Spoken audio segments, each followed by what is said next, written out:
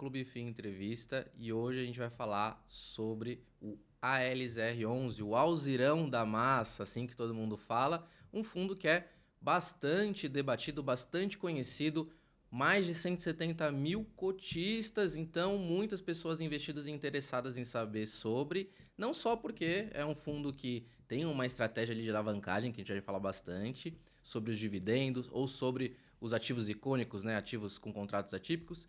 E para me ajudar aqui, eu tô com o meu amigo, meu sócio, Felipe Ribeiro, vai me dar uma força nessa missão. De novo, mais uma aula para você. Eu também vou ficar aqui, né, captando, né? É. Captando só.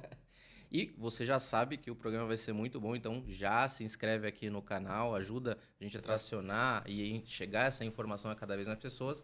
Mas queria apresentar o nosso convidado e você já deve conhecer, ele já é uma pessoa bem presente aí e aparece, dá a cara para falar e está aqui com a gente mais uma vez. Fábio Carvalho, obrigado pela sua presença. Imagina, obrigado pelo convite. Vamos nós. Vamos nós. E eu já vou começar com uma pergunta que não vai entregar a sua idade, mas eu sei que você está há muito tempo no mercado, tem muita experiência com Value Investing e Real Estate. E eu queria saber, assim, de tudo que você trouxe, de tudo que você tem de bagagem, o que mudou na sua expectativa e análise de risco, retorno de ativo, trazendo para os dias de hoje? Nossa, começou profundo o negócio. Começou profundo. Sem entregar a idade, mas já entregando. Esse ano eu fiz 30 anos de mercado. Já foi um belo prazo. Cara, acho que na verdade o que o pessoal chama de value investing, né, deveria ter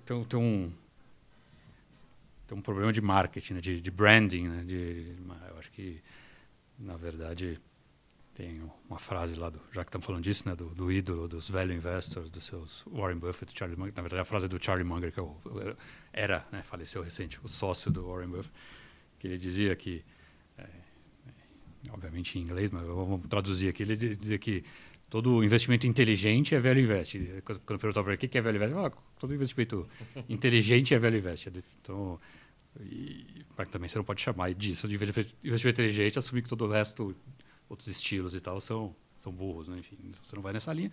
Mas, na verdade, o que eu queria dizer é que value investing, na prática, é um investimento feito com cuidado, né? Com cuidado analítico, uma disciplina analítica profunda, né? Uma tomada de decisão levando em consideração todos os fatores, o contexto e tal. E acho que o ponto principal, na verdade, acho que o nome ideal talvez fosse mais para essa linha, é uma avaliação cuidadosa de risco. Acho que investimento cuidadoso é, primeiro, não perder dinheiro, né? Não cometer equívocos graves que fazem perder dinheiro, que fazem ficar numa situação potencialmente difícil, né? Seja ela por conta de ativos com problemas, seja ela por conta de decisão de estrutura de capital ruim, né? Por exemplo, alavancagens de estruturas e tal. Então, acho que tomar o cuidado... Acho que o que eu mais fui mudando como investidor ao longo do tempo foi isso, foi entender que o ponto principal é entender direito, avaliar e precificar direito os riscos, né? E não ficar animado ou empolgado pensando com o preço, com quanto eu posso ganhar, não sei o quê. Perfeito. O maior ponto é sempre, acho que em qualquer estilo de investimento, é sempre pensar no risco, nos potenciais problemas, potenciais riscos. E uma outra coisa que você aprende ao longo do tempo, que é muito difícil quando é jovem, é que, na verdade, tudo, na verdade, mas investimento certamente, é probabilístico, né? Quer dizer, não é binário, vai dar certo ou vai dar errado, são inúmeros cenários com diferentes probabilidades de acontecerem, com diferentes outcomes, né? Com resultados diferentes. Então, pesar os cenários possíveis, né? E o que vai ser o seu resultado final em vários cenários, então, trabalhar de uma forma probabilística, não binária de dar certo ou errado, não é assim que a vida funciona, né? E acho que, mas isso é difícil quando você começa, né? E ao longo de, no meu caso, 3 décadas, você começa a pensar mais dessa forma. Olha, eu não sei o que vai acontecer ano que vem, a eleição do ano que vem, eu não sei nada disso.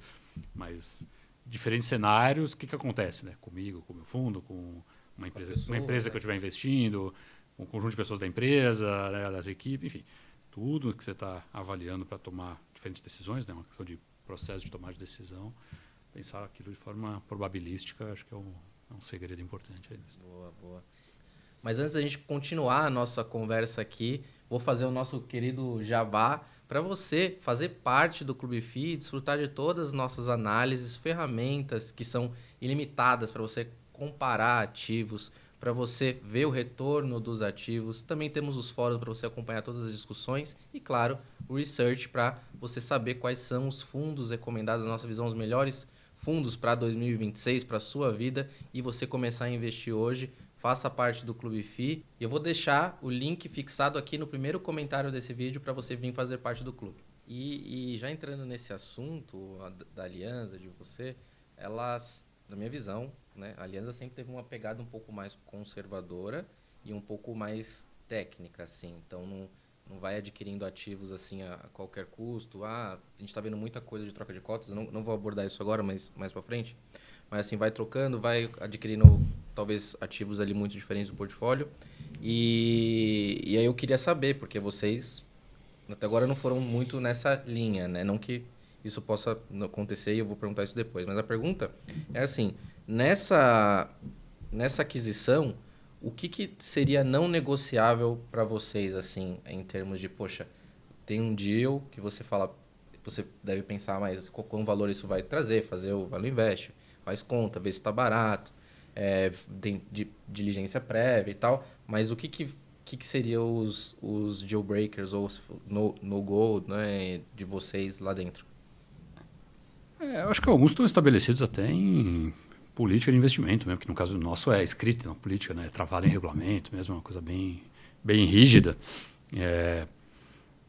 E outras não, mas o principal, né, acho que é o seguinte, né, a gente pensa no investimento como um tripé e, na verdade, o tripé são realmente os 3 pontos críticos para um negócio parar de pé, né, para a gente, né, que é o imóvel no sentido, né, esse imóvel faz sentido como um imóvel que eu quero ter, carregar por vários anos, né, esperar que vai se valorizar ou, no mínimo, manter valor e não me gerar perda de capital aqui, né, vai ter minha renda e, no mínimo, manter valor, se possível, valorizar, enfim, é um imóvel que tem uma lógica imobiliária, eu acho que a gente até hoje nunca fez e não pretende fazer uma compra de um imóvel que eu não olhe para aquilo e fale se o imóvel faz sentido. O uso que ele tem, na localização onde ele está, potencial da região dele, outros usos, né, variados tipos de outros usos e o preço que estamos pagando em relação a todos esses cenários que a gente enxerga de forma probabilística que eu estava falando, né, de futuro para aquele imóvel. Vai ter outro uso, vai ter outro valor, a região está desenvolvendo, a região está crescendo, o zoneamento aqui é favorável, está melhorando, está adensando, verticalizando a região, então isso gera potencial de outro uso e outro valor.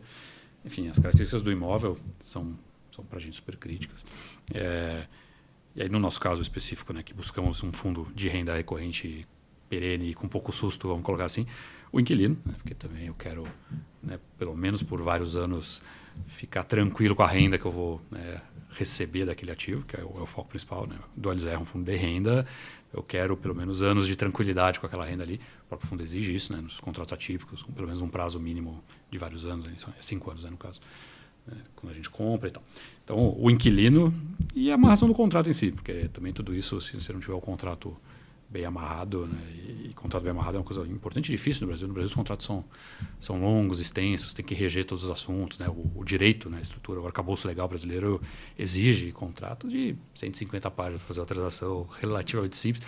A hora que você combina a transação num MOU, no documento inicial, tem 2 páginas de MOU. Para aquilo virar uma transação efetiva, às vezes são 3, 4 contratos de 100 e tantas páginas e tal. Isso tem que ser muito bem amarrado. A gente não aceita, por exemplo, tem transação imobiliária que o mercado chama de porteira fechada, quer dizer, você comprou do cara, tudo que acontecer, tudo que aparecer, tudo passivo, todo problema, tudo que surgir, a partir daquele momento da transação, é de quem comprou. A gente não faz transação desse jeito, né? Não quero saber de porteira fechada nenhuma, a gente quer responsabilizar quem nos vendeu, se tiver problema no imóvel, se encontrar alguma situação, a gente quer... Por quê? Porque, na verdade, aquilo que eu estava falando, né? O ponto principal é sempre observar o risco. Eu não quero comprar imóvel que parece lindo no papel, daqui a 6 meses virou uma dor de cabeça, um problema, um passivo, está comendo o meu fluxo de caixa, na verdade, ao invés de estar me gerando e tal. Então, pela proteção de risco, né, acho que esse tripé nosso aqui de imóvel, inquilino saudável, confiável e o contrato que amarra isso tudo, né, são coisas críticas. Não tem uma coisa, mas se alguma coisa desse tripé aqui não existir, o tripé não funciona, né? Não para de pé o negócio para a gente. Mas é um conjunto mesmo de coisas assim. E o fundo, ele já tem um track record aí de história para a gente analisar tudo que aconteceu em os ciclos. Fez 8 anos. 8 anos e de listagem também, pré-Covid, teve eleição. E se você for pontuar assim, algum momento mais difícil assim que te preocupou do fundo, sendo que você já fez tudo isso, já fez toda essa lição de casa, teve algum momento ali que você falou, poxa, esse momento aqui pode ser um momento difícil, sei lá, mudança de curva de juros, talvez, eleição, Algum imóvel, né? Algum imóvel com questão de inquilino, não sei. Não, é verdade, já passou por um monte de coisa, né? Até porque no Brasil, 8 anos, já teve os 3 ciclos diferentes, de melhorou, piorou, animou de novo, aí virou uma depressão. No Brasil, 8 anos é bastante. Acho que, sim, muita coisa, mas como o fundo é bem preparado e bem amarrado, pouca coisa gera qualquer preocupação maior. Acho que o Covid em si, né? Porque agora já passou, já faz tempo, já esquecemos quase, mas o Covid mesmo no auge, a gente não sabia o que ia acontecer, né? Quanto tempo aquilo demorava, como resolvia. Não tinha... Quando começou, a gente não sabia nem o que era, como ia resolver, né? Quanto tempo levava para resolver. Então, hoje, tipo, eu nem lembro mais, mas o começo de Covid, né? Quando era muita incerteza, ali foi literalmente isolado numa casa no interior, sem saber o que ia acontecer, tendo que falar com todo mundo só por telefone, cada um no seu canto, isolado, e sem saber como é que aquilo acabava, né? O que era e como acabava. Até quando ia, acho que é essa incerteza, né?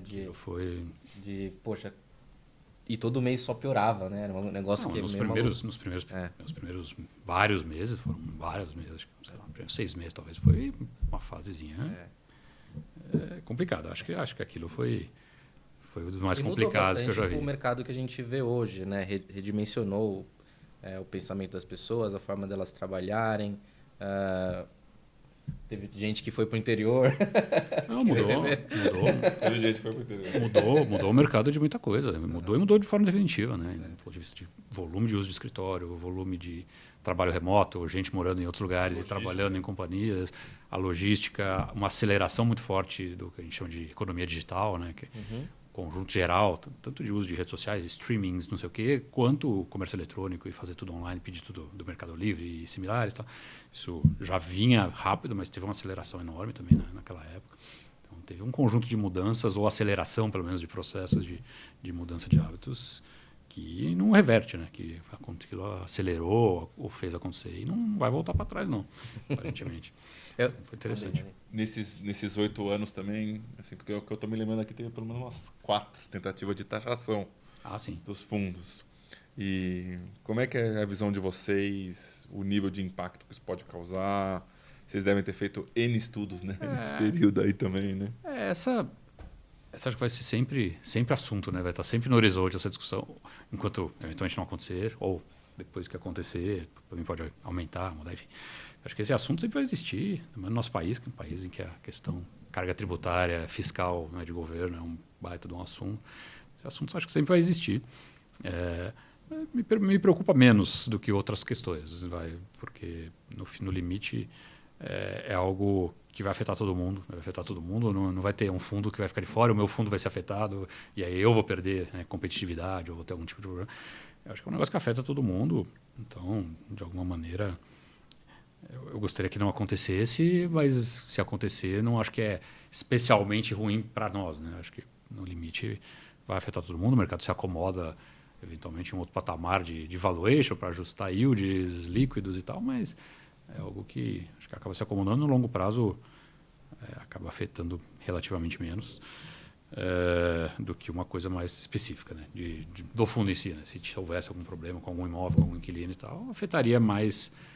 de forma mais prática, direta ao fundo. Acho que isso aí acaba afetando todo mundo e o mercado se acomoda. Quer dizer, no limite, no curtíssimo prazo, vai parecer menos atrativo o FIIs, mas enfim, o mercado vai seguir, vai crescer. Acho que tem tanto investidor para vir investindo em fundo imobiliário que, no limite, a gente vai estar ainda num vento favorável nesse mercado, conforme o macroeconômico permitir. Claro que, por exemplo, o ambiente recente foi ruim, né?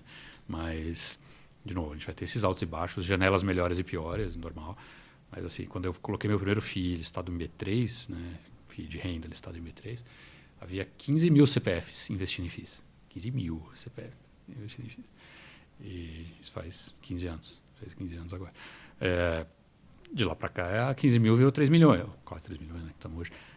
Tá quase. Mesmo isso com um monte de crises, governo Dilma, pandemia, tudo isso, juro alto, inflação, blá, blá, blá. A gente partiu de mercado quase inexistente para um mercado importante hoje, que eu acho que ainda pode ser 3 vezes maior daqui a poucos anos, né? Só pegando janelas um pouco mais favoráveis. Então, acho que o vento mais forte, mais importante, é favorável. Né? E aí, uma tributação é mais uma coisinha que atrapalha, do jeito que juro alto atrapalha e outras questões. Mas acho que no limite não muda a tendência positiva maior, né? Mais importante. Acho que esse é o que tem sempre que olhar. Você está construindo negócios para 10 anos, para longos prazos. O mais importante são as grandes tendências, as grandes forças que não vão se alterar por algumas questões. Acho que tributação acaba sendo pequeno ruído numa tendência, pensando em longos prazos, né? Uma tendência favorável aí, né? Para o tipo de... E falando de vento favorável, você citou bem, o fundo ele vem num vento muito favorável, né? A gente olha aí mercado secundário, fundo de tijolo no relativo com um certo desconto de mais ou menos 10%, 9%, e o LZR sempre foi o fundo de prêmio, né? Ali negociando com menos prêmio, né? De prêmio não, de menos prêmio que o mercado, onde o investidor ele exige menos, talvez porque vê menos risco, tem a questão do yield também, que a gente pode discutir, mas olhando agora para o cotista, o que ele precisa entender, olhando o ALZR, vendo essa situação de PVP, e aí, se você quiser falar um pouquinho do PVP de fundo de tijolo, então, antes de ficar olhando dividendo, olhar essa questão de risco, hoje o cotista do LZR ele vê o fundo ali negociando próximo, até mesmo com ágio. Isso pode significar uma emissão próxima para o cotista que olha nessa situação onde o mercado está baixo e o fundo acima, e a gente vai entrar um pouquinho nisso. Mas o que ele precisa entender quando ele vê esse tipo de situação no relativo? Acho que assim, o fundo, especificamente no nosso fundo, ele negocia usualmente bem mais próximo, ou acima até, né, do valor patrimonial, historicamente. Raramente ele ficou abaixo. Tipo, auge da pandemia por 2, 3 meses. A gente fez até um relatório no clube sobre isso. Então, raramente ele ficou abaixo. Então, foi auge da pandemia, foi esse último um ano quase aqui, um ano e pouquinho, sei lá, de setembro do ano passado, de 24 para cá, mais ou menos. Agora já alcançou de novo, né? Está lá, está no VP. Acho que isso tem um pouco a ver com o histórico e com o nível de risco mesmo, e é correto. No limite, não dá para discutir que, né, o fundo fez 8 anos de vida sem ter tido um dia de estresse. Né? Nunca teve uma inadimplência de um inquilino, um aluguel atrasado, assim, nada. Né? Então, literalmente, do ponto de vista de risco, tem que haver uma percepção de risco menor. E, por definição, né, em finanças, né, e aí certas coisas funcionam, um nível de risco menor. Ele tem que negociar mesmo num preço um pouco mais... Olhando um pouco mais elevado, né? Comparado, de forma relativa, exato. Um fundo que tem vacância, pode ter vacância, ainda que não tenha hoje, pode ter amanhã, né, e tal, comparado com o LZR, que ele é estruturalmente o tipo de contrato, o conjunto, o histórico e mais o que é hoje, né? Então, pensando para frente, tipo de contrato, prazo médio de contratos atípicos e tal. Nesse ano a gente chegou no nosso maior prazo médio de contrato atípico da história do fundo. Quanto Foi um pouco mais de 10 anos, 10,2 anos prazo médio. De prazo médio, porque a gente vendeu imóveis com menos contrato e comprou coisas novas, né, em reciclagem de portfólio. Esse ano a gente estava... Isso foi mais por coisa do ano. Agora isso já está 9 anos e tanto, passou um pouco, né, de prazo, mas rodando próximo ao maior prazo médio de contratos atípicos e que o fundo já teve. Tá? Então, tanto em histórico como de hoje para frente, dado o que é, né, esse tipo de coisa que eu estou falando, a percepção de risco tem que ser inferior mesmo e tal, e, portanto, ter uma precificação melhor. No relativo, né? Então, se na média fundos de tijolo estão, sei lá, com 10% de desconto, como eles deveria mesmo já estar no VP, né? E não ter 10% de desconto, e estar, vamos dizer assim, na mesma cesta de qualquer fundo de tijolo, porque tem características muito diferentes mesmo. Acho que as coisas têm que ser olhadas no caso a caso. E acho que, esse assunto é complexo, mas acho que valor patrimonial de fundo de tijolo tem que ser olhado com cuidado também, porque se tem uma coisa que você fala muito em investimento, é que é muito perigoso fazer investimento olhando no retrovisor, né? Olhando para trás, e valor patrimonial de fundo é olhar o retrovisor, não é olhar o futuro. Olhar o futuro é difícil, mais difícil olhar o futuro, de alguma forma, óbvio, Mas não deixa de ser um fato, por mais difícil que seja, que investimento tem que ser feito olhando para frente. Né? Claro que o passado te informa potencialmente sobre o futuro, no sentido de entender tanto cabeça de gestor, quanto desempenho de ativos e portfólios e algumas questões. Mas isso te informa para tentar entender o futuro. O investimento tem que ser feito para frente. Né? O que o fundo fez até hoje afetou quem estava nele até hoje. O que você vai comprar amanhã, você está comprando no futuro. Então, olhar só no retrovisor é perigoso. De alguma forma, olhar o PVP de um fundo é olhar no retrovisor. De tijolo. Tá? Crédito é um pouco diferente, mas de tijolo você está olhando no retrovisor de alguma forma. Não tem como não ser isso, né? Porque esse tipo de avaliação de laudo de valor de fundo, né, que a gente vê, precisa fazer todo ano, precisa atualizar todo mundo acompanha. Tá? Esse tipo de avaliação é uma avaliação que mistura um pouco de passado e um pouco de presente. O futuro nela, por mais que eles digam que tem lá uma projeção da alocação, que ele traz a valor presente, tá? Mas, na verdade, o cara pega a alocação de hoje e faz uma conta matemática simplória de trazer aquele valor presente a uma taxa de hoje, né, de desconto, e acabou. E é isso. Né? Então, tem pouca informação efetiva, específica do ativo e tal dentro daquilo. A região está desenvolvendo, o aluguel em volta está bem, o que está acontecendo ali, mudou o zoneamento, um monte de coisa. Nada disso é trazido para esse tipo de... O crescimento real ele tem pouco impacto, né? O crescimento, eu também fui avaliador e realmente a perpetuidade ela é massiva e a perpetuidade retrata... Ela é massiva, mas ela é uma projeção para o futuro do presente, vamos dizer assim. Meio que fazendo exatamente o que é o certo, que não vai acontecer. O que a gente sabe do futuro é que ele não vai ser igual ao presente. Mas esse tipo de avaliação, na verdade, é uma conta matemática de replicar o futuro como se ele fosse igual ao presente. E o passado recente, né, vamos dizer assim. Então, esses números são números que têm pouca informação verdadeira nele. Então, vai falar, o LZR está perto do VP, está perto. Isso quer dizer que está no preço justo? Você tem que assumir que o VP é o preço justo. Na minha opinião, não é. Enfim, existe... Porque você não venderia todos os imóveis aqui naquele preço que foi avaliado na, sei lá, agora final do ano. De jeito nenhum, ainda mais no mercado de hoje, né? Que estamos num nível de juros super alto, mercado super ruim, poucos compradores, né, para coisas que vão ser vendidas, curvas de juros mesmo, as futuras, né, super elevadas, em níveis recordes. Vender ativo, gerador de renda, bons ativos geradores de renda no momento de maior taxa de juros da história, por definição, não é um bom momento. Então, o VP de hoje é justo? Não, o VP de hoje reflete um passado recente muito ruim. Né? E a gente sabe que a gente tem coisas muito boas na mão e não tem necessidade de vendê-las num momento muito ruim. Então, por conta disso, certamente, precisa tomar muito cuidado com o VP, né, de fundo, o quanto de verdade, entre aspas, tem ali dentro. E olhando essa questão, né, de mais estratégia agora do fundo, para as questões atuais, acho que não, mas sei lá, uma nova emissão, eu já vou engatar, eu gosto de fazer 2 perguntas, 3 ao mesmo tempo. Boa, manda ver. Você acha que cabe outros ativos de características distintas? Eu já sei que já fizeram essa pergunta para você, mas eu vou deixar um pouco mais claro. Sei lá, um shopping center, algo que não tenha tanta tipicidade como é a característica talvez do fundo, ou algum outro ativo que não está tanto parecido com essa questão que você fez, esse histórico de 8 anos do fundo. E aí a questão momento. Você faz uma captação, um momento difícil, talvez essa captação não seja tão efetiva para comprar um ativo grande, você faz uma troca de cotas. Essa estratégia também está no radar de vocês, troca de cotas. E a emissão, eu sei que se tiver você não pode falar, porque tem questões que transcendem, né? Mas o que você puder falar para a gente também. Então, falando assim, se cabe outra estratégia que não seja tão core, e se dentro dessa estratégia core, existindo uma emissão, você também faria algum complemento com troca de cotas, ou o foco agora seria maior que a alavancagem, que vai ser um assunto que eu vou entrar um pouco depois?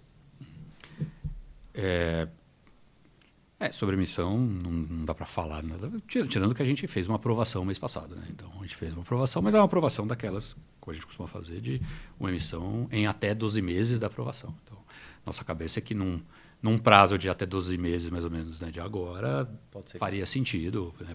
Depende de macroeconômico, de preço de cota, depende de transações, né, existirem, né, de ativos. Mas, enfim, a informação sobre a emissão é isso. Pedimos uma aprovação para ir até 12 meses fazer. Então, existe uma expectativa de que pode ter aí um cenário disso acontecer neste prazo, né, nesse horizonte. Sendo que ano que vem é um ano difícil, né? Porque ano que vem tem eleição, né? Presencial, vai ser complexo. Copa do Mundo, um monte de feriado, tem um conjunto de coisas. Já deu spoiler que vai ser esse ano. Não, esse ano nem dá, porque também a gente está tendo essa conversa, hoje já é quase 20 de dezembro, né? Então, esse ano é impossível e ano que vem é um ano difícil. Então, o cenário ainda é bem incerto. Mas a gente fez essa aprovação recentemente, né, do que seria uma potencial 8ª emissão, né, do caso no fundo. Em relação ao tipo de ativo, acho que assim, a gente nunca vai fugir de um DNA, mas o DNA não é contratos atípicos, o DNA é previsibilidade de fluxo de caixa, né? Vamos dizer assim, é um fundo de renda que não dá susto, que não dá dor de cabeça, né? Que tem uma renda de qualidade crescente, e se possível crescendo um pouquinho mais que a inflação, pelo menos a inflação um pouquinho mais. Esse é o mandato na nossa cabeça, né? E eventualmente alguns sustos positivos de venda de ativo destravando um ganho de capital ali, já fizemos alguns e haverão outros no futuro, tenho certeza. Mas o mandato principal é isso, né? É aquele tripé de bons ativos, com bons inquilinos, com um contrato amarrado longo, para dar uma previsibilidade de fluxo de caixa e uma tranquilidade de fluxo de caixa. Então, realmente priorizar uma renda previsível, estável, sem susto. Acho que esse é o mandato que a gente pensa, né, quando a gente pensa qual é o mandato do fundo. A gente faz isso, né? Então esse é o estratégico mandato. Como é que taticamente se executa isso, né? A gente faz isso com os contratos atípicos, né? Porque acabam sendo a matéria-prima que melhor encaixa, né, com esse mandato. A pessoa fala, não, o mandato é contrato atípico. Então é isso. O contrato atípico é a ferramenta para o mandato de renda previsível, de pouco susto. Tá? Existem outros tipos de imóveis ou outras situações que você pode comprar renda previsível, estável. Tá? Por exemplo, você falou shopping center. Não vou dizer que eu vou comprar um shopping center no curto prazo, não tem, mas acho que cabe, pelo tipo, né, perfil. Shopping center de boa qualidade, de baixa vacância, com longo histórico, um mix de inquilino já bem estabilizado. Então, um shopping com, sei lá, pelo menos 5 anos de vida. Tem algumas questões que em shopping você olha, né? Então, já ajustou mix, já está com um mix bem, né, eficiente, baixa vacância. Às vezes tem shopping até com fila de espera para entrar, por conta de vacância baixa, por ser muito dominante numa região e tal. Assim, um ativo de shopping de alta qualidade, né, imobiliária, dominante, já maduro e tal, assumindo, né, o mandato de renda previsível, estável, acho que cabe, né, caberia.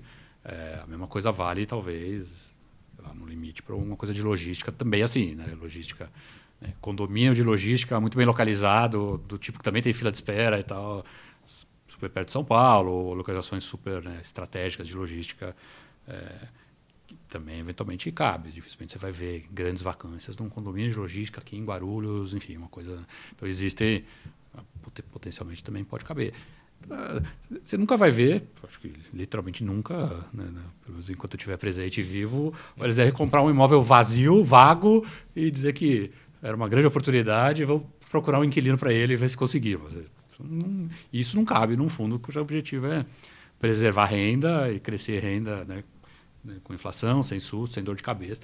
A gente não vai comprar um negócio e falar, não, surge um ativo estressado aqui que eu comprei baratinho, mas vago, e que eu vou procurar um inquilino para ele. Isso não é para esse fundo, né? Isso é outra estratégia. A gente pode até fazer num outro fundo, de um investidor profissional, sei lá, uma outra coisa. Mas isso no LZR não vai ter. Agora, então, dentro da natureza, né, renda previsível, estável, pouco risco no fluxo de caixa, né, para manter aquela renda sem dor de cabeça, sem sustos, acho que existem algumas coisas que podem caber. Aí, de novo, tem que ter emissão, tem que ter caixa para isso. Teria, recentemente, né, se tivesse janela de captação, porque o mercado ultimamente, como é normal no mercado, quando é bom de investir, de comprar coisas, normalmente você não tem dinheiro, e vice-versa. Quando tem dinheiro muito fácil, as coisas ficam caras, o pessoal perde a disciplina, e aí é ruim de comprar. Como foi 2019. No final de 2019, a gente passou aquele tempo pouco mão de caixa, abrindo mão de taxa de gestão, porque eu não conseguia alocar, porque eu não queria pagar caro das coisas. Então, ficamos em 2019. Foi bem debatido isso. Com muito caixa, porque o mercado acelerou muito rápido, né? Muita captação, muito rápido e tal. E no períodozinho pré-pandemia, o mercado estava... Que, inclusive, o recorde histórico de preço de cota de muito fundo, aquele final de 2019 ali, que o mercado estava meio malucão, né? Cá entre nós. Mas, enfim, momento de muita captação, dinheiro muito fácil, as coisas ficam caras, não é bom de investir. Agora seria ótimo de investir, mas o dinheiro... E aí ligo nisso outra pergunta também, o negócio de troca de cota. Assim, a gente não fez ainda nada até hoje.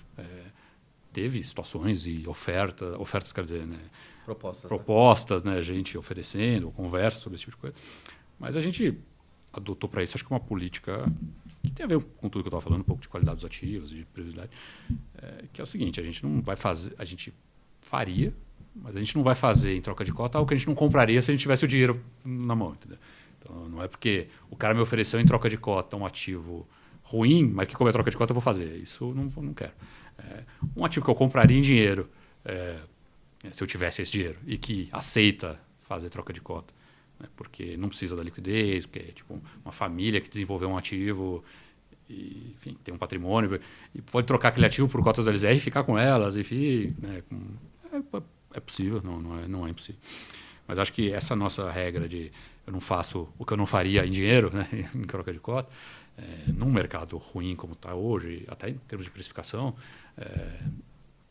porque também o cara chega na troca de cota, mas como é troca de cota, então eu quero um cap de 7.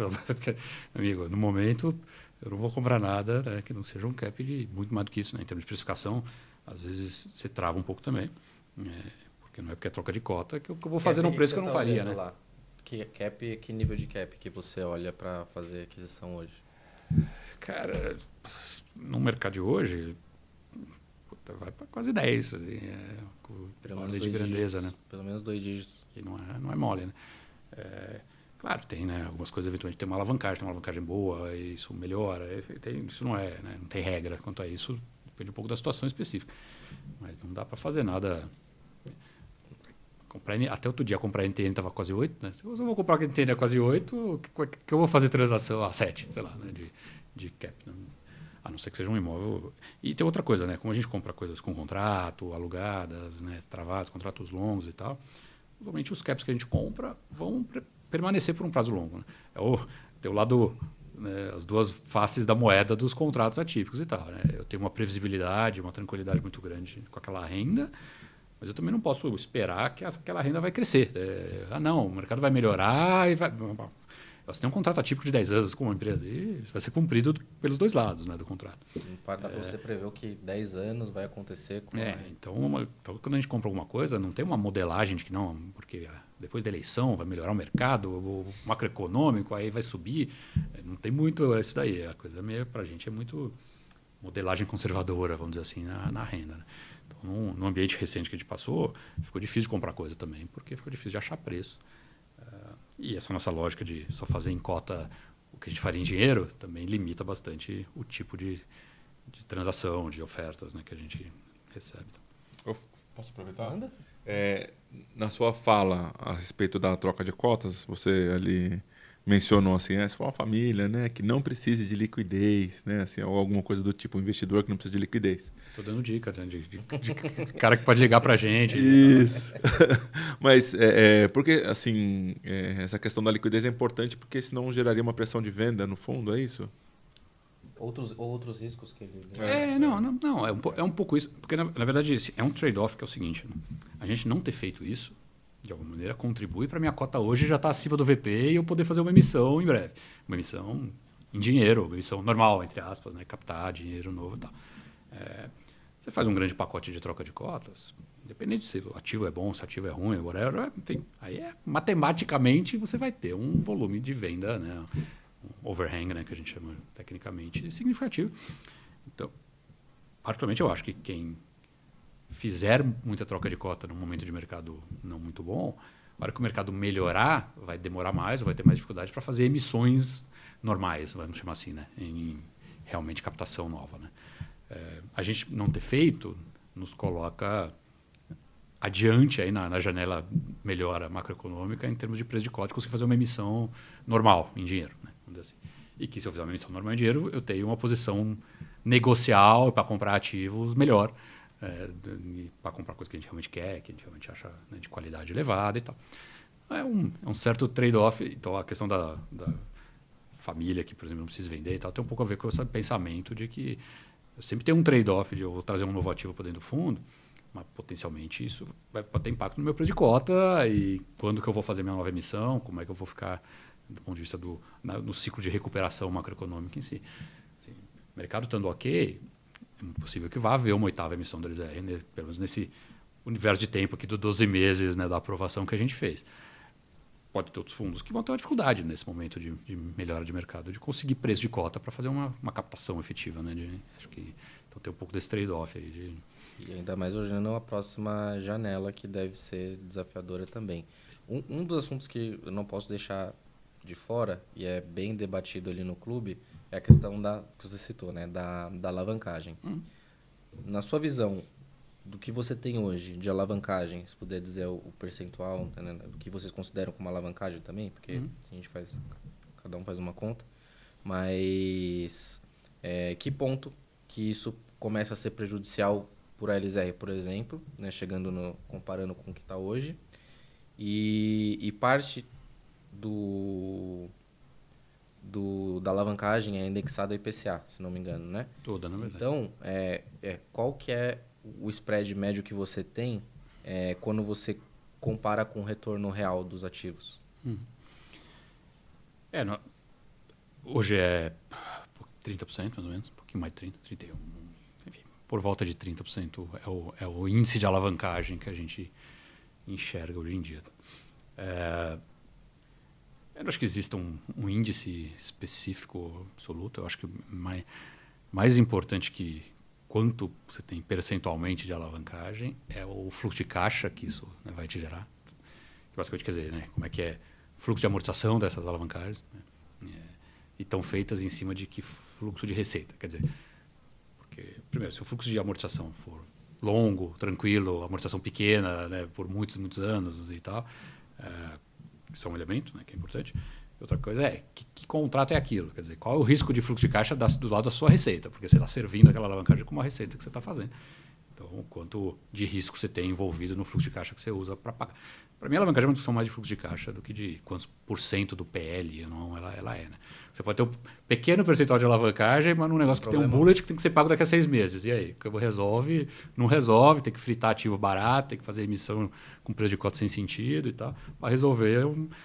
então, para mim, a alavancagem, quando gera problema, ela é um problema de fluxo de caixa, né? E não de quantos % ela é. Claro, se você tiver um problema na alavancagem, quanto maior ela for, pior é o problema. Mas o problema é um de fluxo de caixa, e não de quanto percentual em si você tem. E aí, nesse sentido, as nossas todas foram feitas do jeito correto, né? Que é caso a caso, ativo a ativo, travada no contrato do ativo. Né? Então, eu fiz uma alavancagem do imóvel que a gente tem alocado para a Coca-Cola FENSA lá, por exemplo. Um contrato de 15 anos com a Coca-Cola, com a FENSA, que é praticamente Coca-Cola, travado com o próprio contrato. Né? Então, a operação segue o próprio contrato, não tem amortização extra e tal. Eu estou descrevendo mas tudo que a gente tem, na verdade, é o mesmo tipo de estrutura, né? Feita um CRI realmente do contrato, do prazo do contrato, sem bullets, sem amortizações extraordinárias no meio do caminho. Porque aí tem gente que faz, para turbinar o rendimento no começo, uma carência dos 2 primeiros anos, que ele não paga a dívida, aí ele turbina o rendimento. Na prática, o que você está fazendo é adiantando o valor futuro para agora, para tentar turbinar a cota de água.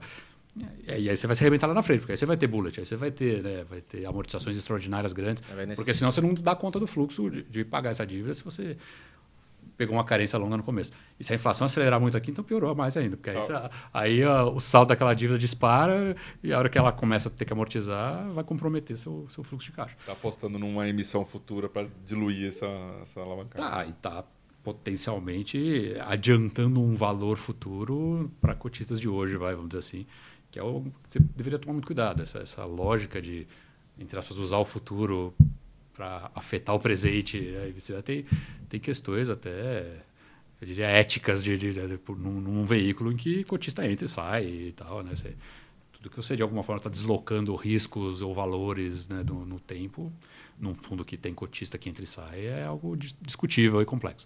Mas, enfim, eu acho que a alavancagem é isso, é uma discussão de fluxo de caixa. A gente é muito tranquilo, né, com as nossas, porque todas foram feitas assim, casadinha com contrato, longo prazo, não teve carência inicial, então não tem bullet, não tem amortização extra, não tem nada disso. Então, o nosso fluxo de caixa é super tranquilo.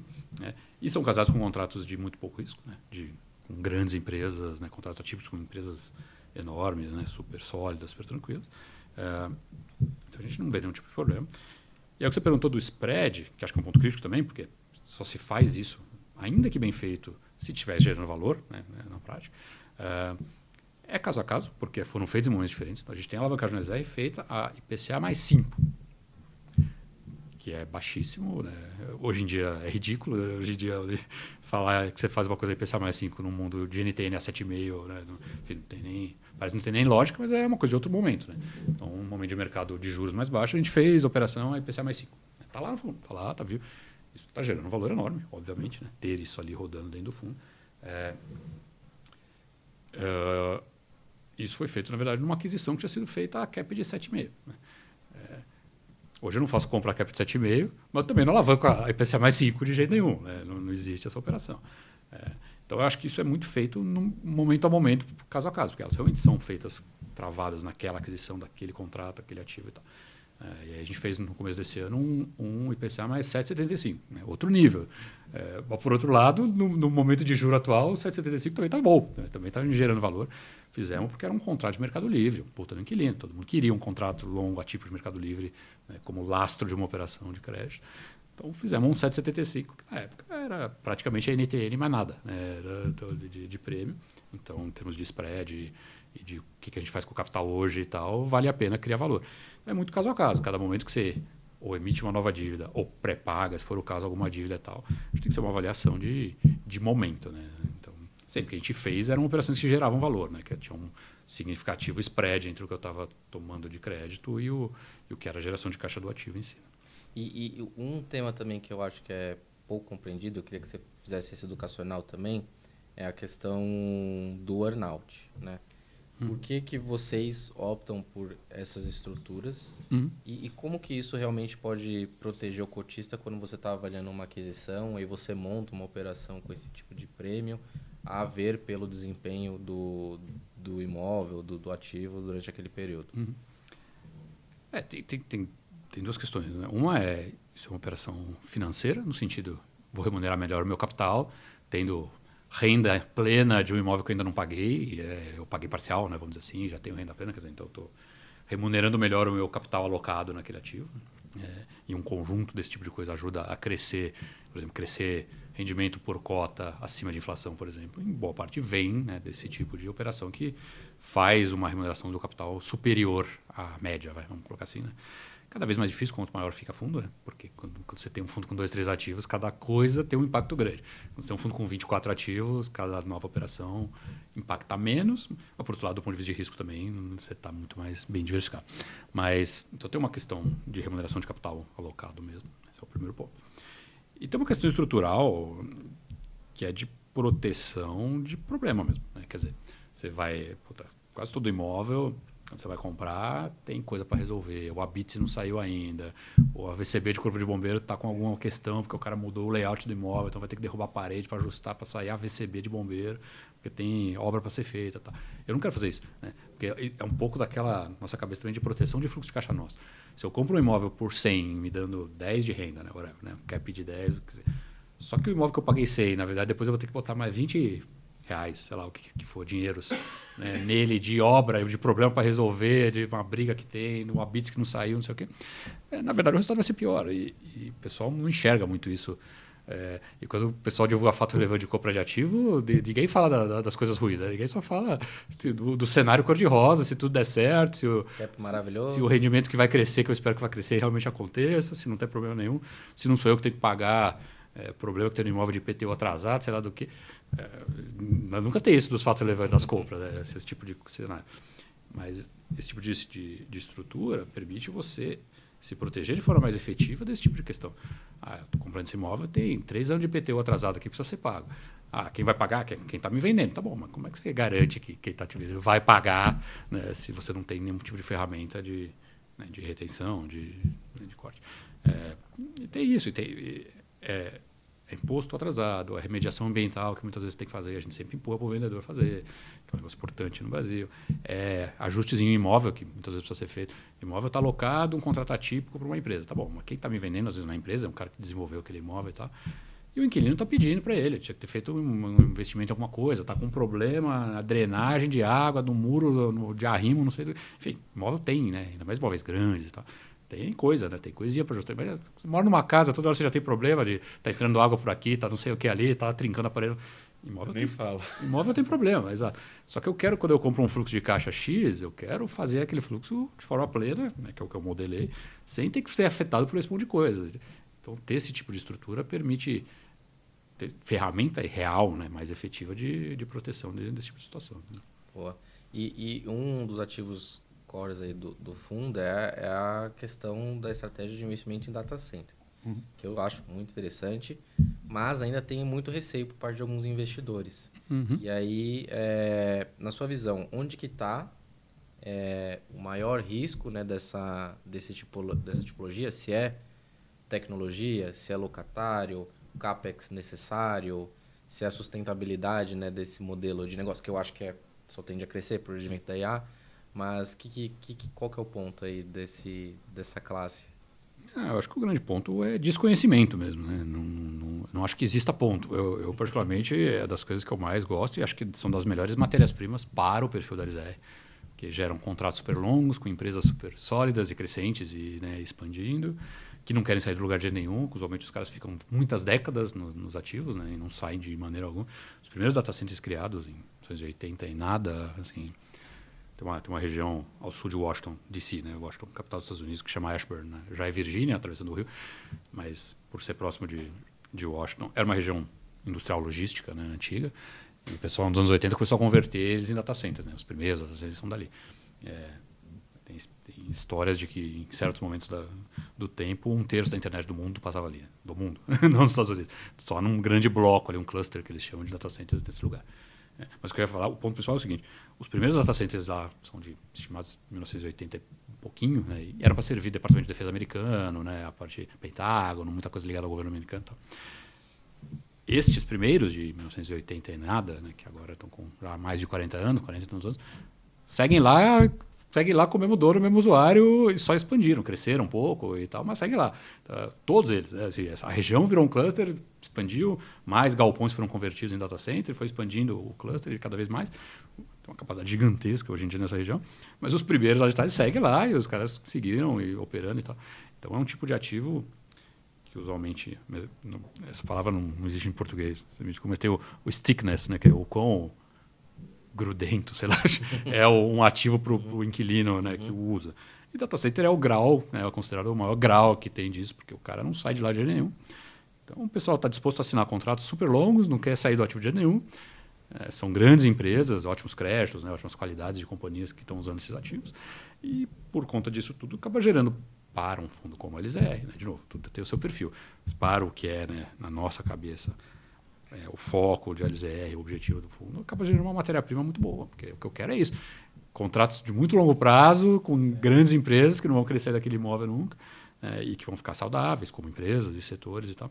E, de alguma forma, também, aí já mais para a parte do portfólio do fundo, uma diversificação de setores de economia, de riscos que eu estou correndo. Né? Porque com que outro ativo eu consigo me expor a essa mudança toda de uma economia pura, analógica, física, vamos dizer assim, para a economia digital, que as coisas digitais têm mais valor e mais importância para as pessoas até do que os objetos físicos e tal.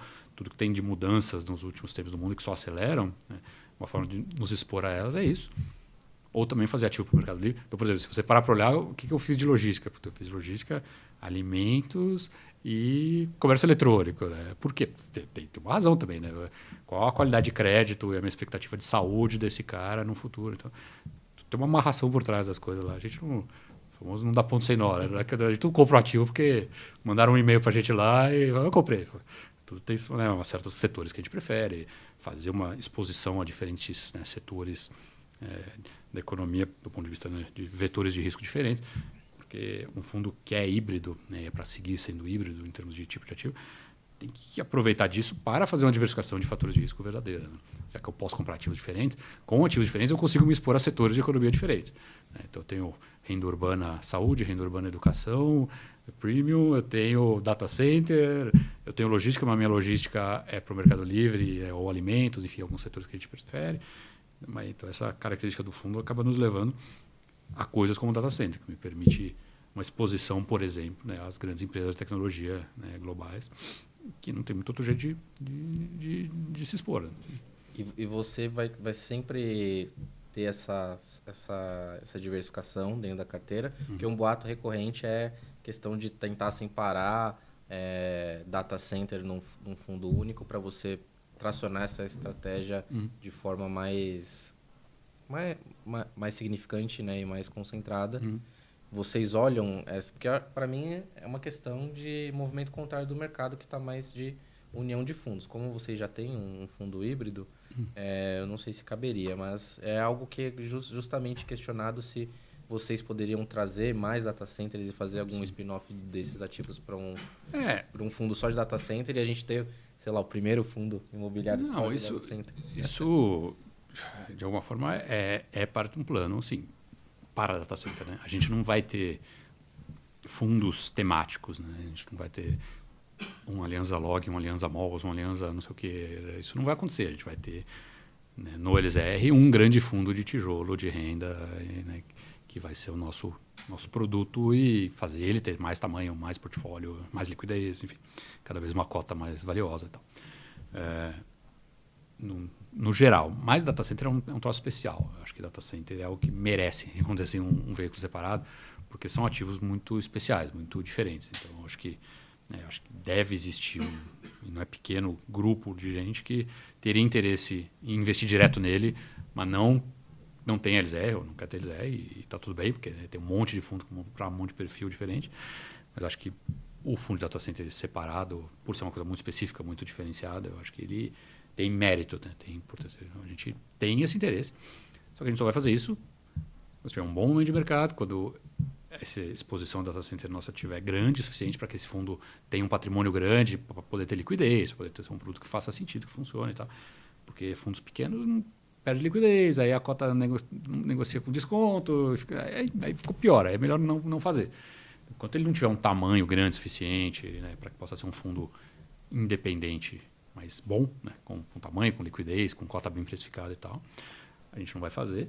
Mas acho que, especificamente em data center, é possível, assim, que exista esse spin-off aí, vamos chamar, né, do fundo. Tem alguma outra área dentro de tecnologia ou... Porque lá nos Estados Unidos tem alguns tipos de fundos específicos, né? Temos coisas boas em breve nesse assunto. Não, existem outras coisas. Existe o pessoal chama da infraestrutura digital, né, que é a infraestrutura dessa economia digital. E, inclusive, você para olhar hoje, por exemplo, dos maiores REITs americanos, 6 dos 20 maiores hoje em dia são classificados assim, né? Economia, infraestrutura digital. Que é uma das coisas mais interessantes que eu acho que existe é a gente olhar como eram os 10, 20, sei lá, maiores REITs americanos 20 anos atrás, 15 anos atrás, e como isso está hoje em dia. Né? Isso conta uma história super importante. Acho que isso é uma coisa super correta e importante do pessoal parar para olhar. 20 anos atrás eram grandes fundos de escritórios e alguma coisa de logística começando a aparecer, ainda relativamente pequeno. E ponto final, acabou. Era isso. Tinha mais grandes coisas. Hoje em dia, se você parar para olhar, entre os 10 maiores, quantos de escritórios você acha que tem? Ainda tem nenhum. Literalmente nenhum. Não existe mais grandes fundos de escritório entre os grandes REITs, né, que hoje em dia... Antena é tudo, né? E aí, o ponto é, né? Por outro lado, tem 6 de infraestrutura digital e crescentes, né? Cada vez mais, entre outras coisas. Aí você começa a ter fundo com cassino, fundo com senior living, fundo com student living, 2 grandes de self-storage, né? Que é aqueles negócios de logística ou armazenamento, né, urbano, que nos Estados Unidos é um mercado muito, muito desenvolvido. Desempenharam muito bem, ficaram grandes e tal. E tudo isso ocupou completamente, né, o mercado, enquanto o prédio de escritório, por exemplo, né, ficou relegado, uma coisa meio esquecida, né, nesse mercado. Então, tem meia dúzia do tal da infraestrutura digital, que é o quê, né? Nos Estados Unidos, basicamente, o pessoal pensa nisso como data center, fibra e torre de celular. São 3 coisas que precisam existir em grandes volumes e expandir e tal, para que exista a nossa economia digital, né, moderna e crescentes, não param de crescer e tal. Então, você parar para olhar hoje, inclusive, dentre esses, o maior REIT hoje em dia nos Estados Unidos é uma empresa de torre de celular, chama American Towers, focada em torres, né, não em data center. Aí, se olhar o terceiro ou o quarto maior, é a Equinix, que é uma de data centers em si. E aí vai, tem meia dúzia só entre os 20 maiores hoje em dia e crescendo e tal.